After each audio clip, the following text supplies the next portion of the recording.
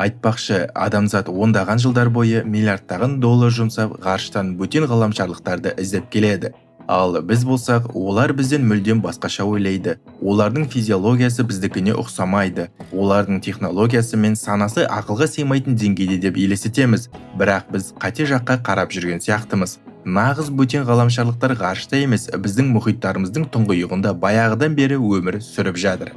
Олардың сүйегі жоқ. Олардың 3 жүрегі және 9 миы бар. Олардың тамырында қызыл емес, нағыз көк қан ағады. Олар денесінің түсін ғана емес, физикалық формасын секунд ішінде өзгертіп, көзге көрінбейтін елеске айнала алады. Олар құлыпталған банкінің қақпағын ішінен бұрап ашады, зертханалардан жоспарлы түрде қашып кетеді және олар адамдарды түр-түсінен қатесіз танып алады. 2015 жылы ғалымдар 8 аяқтың ДНК-сын толықтай зерттеп шыққанда шок болды. Олардың геномында 33 мыңнан астам ген бар болып шықты. Салыстыру үшін айтсақ, адамның геномында небәрі 20 мың ген ғана бар. Олардың биологиялық құрылымы жер бетіндегі басқа ешбір жануарға, ешбір жәндікке немесе сүтқоректіге ұқсамайды.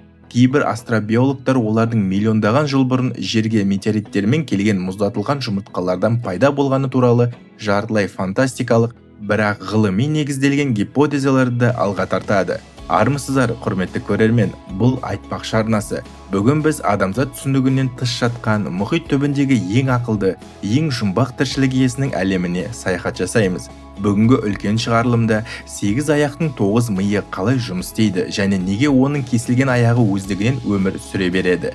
Матрицадағыдай камуфляж. Олар соқыр бола тұра айналасындағы түстерді қалай мінсіз көшіреді. Аквариумнан қашудың ақылды жоспарлары, олар адамдарды қалай алдайды. Және ең бастысы, олар осыншама ақылды бола тұра неге жер шарын жаулап алмаған.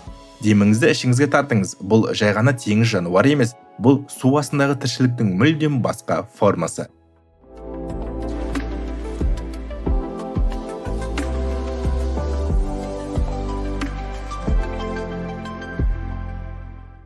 Егер біз адамның миын компьютердің орталық процессоры деп елестетсек, біздің денеміз сол процессорға толықтай бағынады. Миымыз бұйрық бермесе, қолымыз бен аяғымыз өздігінен қозғалмайды.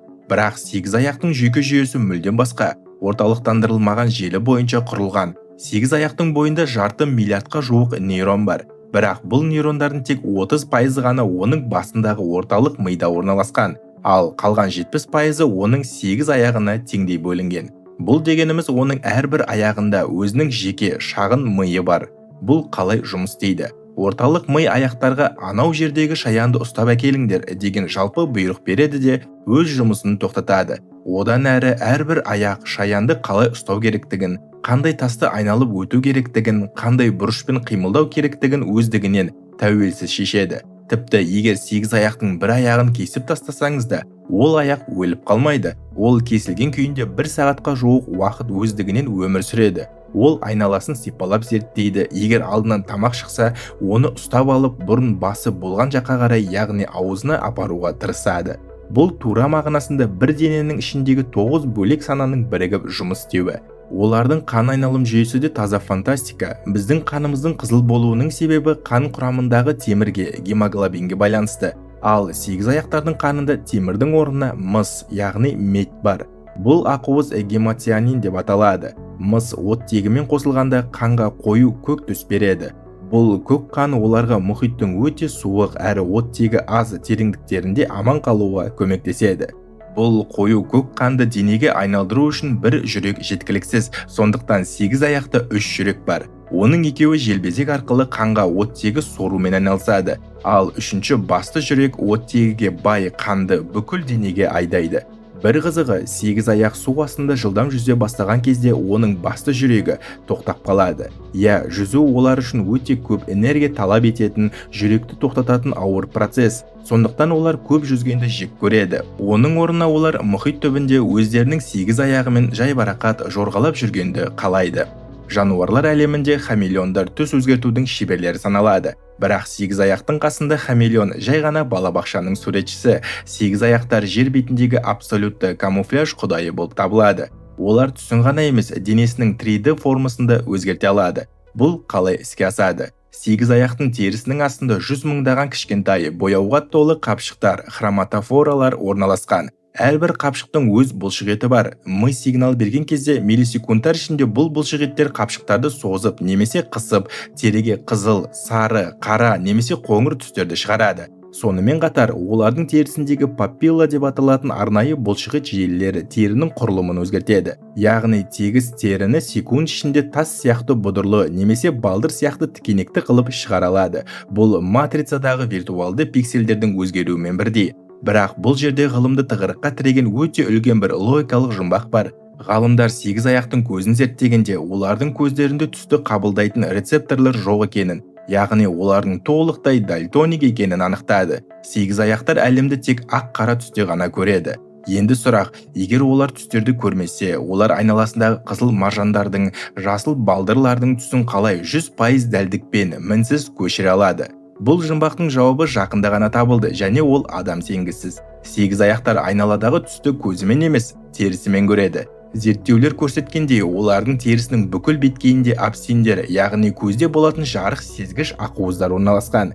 Яғни олардың бүкіл денесі бір үлкен көз. Олардың терісі жарықтың толқын ұзындығын тікелей өзі қабылдап, орталық миға ешқандай сигнал жіберместен рефлексы түрде сол түске бояла береді. Сіз оның көзін байлап тастасаңыз да, оның денесі айналадағы түске автоматты түрде бейімделеді. Бұл биологиядағы ең ұлы сиқырлардың бірі. Айтпақшы, сегіз аяқтардың интеллектісі тек аң аулаумен ғана шектелмейді. Олар жануарлар әлеміндегі нағыз қашып кетудің хас шеберлері және басқа тырғыштарды шешудің генийлері. Егер сіз сегіз аяқты қақпағы жабық шыны банкының ішіне салып қойсаңыз, ол бұл қақпақты ішінен бұрап ашып шығады. Тіпті кішкентай балалар аша алмайтын арнайы қорғанысы бар, яғни басып тұрып бұрайтын дәрі құтыларының өзін олар 5 минуттың ішінде ашып тастайды. Олар аяқтарындағы жүздеген сорғыштар арқылы заттың дәмін татып, текстурасын сезіп, механикалық құрылымын түсіне алады. Әлемдегі көптеген океанариумдер мен зертханалар үшін сегіз аяқты торда ұстау нағыз бас ауруы. Олардың денесінде бірде-бір сүйек болмағандықтан салмағы 50 келілік алып сегіз аяқтың өзі кәдімгі тиын сиятын кішкентай тесіктен бүкіл денесін сығымдап өткізіп қашып кете алады. Олар үшін жалғыз шектеу тек көздерінің арасындағы кішкентай қатты тұмсығының көлемі ғана. Ол тұтықұстың тұмсығына ұқсайды. 2016 жылы Жаңа Зеландиядағы ұлттық аквариумде тарихи оқиға болды. Инки есімді сегіз аяқ түнде өзінің аквариумының қақпағын ашып судан шығады. Ол еденмен 3 метр жорғалап өтіп, диаметрі небәрі 15 сантиметрлік суағар құбырының ішіне кіріп кеткен. Ал бұл құбыр тікелей тынық мұхитына апаратын еді. Осылайша Инки мінсіз қашу жоспарын іске асырып мұхитқа сіңіп еркіндікке шықты. Бұл голливудтық фильмдердің нағыз шынайы өмірдегі көрінісі. Бірақ сегіз аяқтардың ең қорқынышты қабілеті олар адамдарды түр түсінен таниды. Жаңа Зеландиядағы Оттаго университетінде бір қызық жағдай болды. Зертханадағы сегіз аяқ ғалымдардың ішінен бір әйел зерттеушіні қатты жек көріп қалған. Сол әйел бөлмеге кіріп, аквариумның жанынан өткен сайын сегіз аяқ судың бетіне шығып алып, тек сол әйелдің тура бетіне су шашатын болған. Басқа адамдар өткенде ол мүлдем тиіспейді. Тіпті әлгі әйел басқа киім киіп келсе де, сегіз аяқ оның көзін, бет әлпетін қатесіз танып, тағы да сумен атып бұзақылық жасаған. Сонымен қатар, олар құрал, яғни инструмент пайдаланады. Индонезия жағалауындағы сегіз аяқтар мұхит түбінен кокос жаңғағының жарты қабықтарын тауып алып, оларды өздерімен бірге тасып жүреді. Егер қауіп төне қалса, олар екі кокос қабығының ортасына кіріп, өздеріне нағыз бронды сауыт жасайды. Енді логикалық сұрақ туындайды. Егер олардың 9 миы болса, олар бәрін түсінсе, құрал қолданса, неге олар мұхит астында өздерінің алып қалаларын салмайды? Неге олар жер шарын жаулап алмаған? Бұл сұрақтың жауабы эволюцияның ең қатал, ең трагедиялық заңында жатыр. Бұл мақұлықтарға жер бетін билеуге кедергі келтіретін жалғыз нәрсе бар. Олардың өмір сүру ұзақтығы өте қысқа. Кәдімгі сегіз аяқтар небәрі 1 жылдан 3 жылға дейін ғана өмір сүреді. Ең алып түрлерінің өзі тынық мұхитының алып сегіз аяғы 5 жыл ғана жасайды. Бірақ одан да қорқыныштысы олардың өлімінің себебі қартаюда емес. Олар үшін көбею, ұрпақ әкелу өлім жазасымен тең. Сегіз аяқтардың басында оптикалық без деп аталатын арнайы мүше бар. Аналық сегіз аяқ жұмыртқа салған сәтте осы без миға өзін өзі жою бағдарламасын іске қосу туралы сигнал жібереді. Аналық сегіз аяқ үңгірге кіріп мыңдаған жұмыртқасын қабырғаға жапсырады. Сол күннен бастап ол мүлдем тамақ жеуді тоқтатады. Ол айлар бойы жұмыртқалардың жанынан бір елі ұзамай, оларға оттегі барып тұруы үшін су үрлеп, жыртқыштардан қорғап тұрады. Аштыққа шыдамаған кезде ол ұяны тастап кетпес үшін өзінің аяқтарын өзі жей бастайды. Бұл ана махаббатының табиғаттағы ең қатыгез, ең қайғылы көрінісі.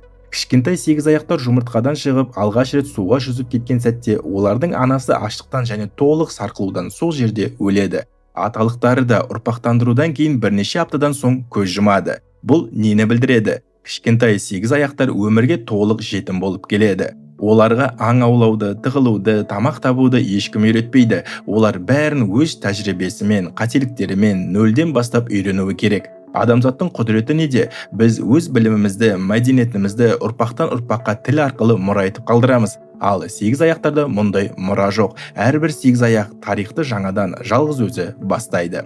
Ғалымдар бір ауыздан мойындайды. Егер сегізаяқтар бір жыл емес, 50 жыл өмір сүргенде және олар өз ұрпақтарына білім бере алғанда, олар жер шарындағы адамзаттың ең басты және жалғыз интеллектуалды бәсекелесі болар еді.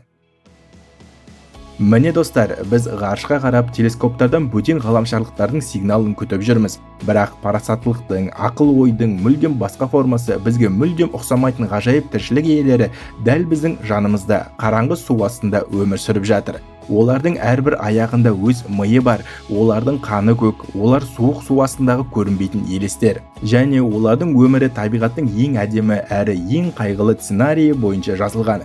Сегізаяқтар бұл эволюцияның жерде қалдырған нағыз бөтен ғаламшарлықтары. Сізді осы фактілердің ішінде ең қатты таңғалдырғаны қайсысы болды? Олардың терісімен көруі ме, әлде банканы ішінен ашып шығуы ма? Төменге пікір жазып, ойыңызбен бөлісіңіз. Егер бұл видео сіздің миыңызды сәл де болса жарып, дүниетанымыңызды кеңейтсе, лайк басып, достарыңызға жіберуді ұмытпаңыз. Бұл айтпақшы арнасы. Бізбен бірге ғажайыптарды тануды жалғастырыңыз.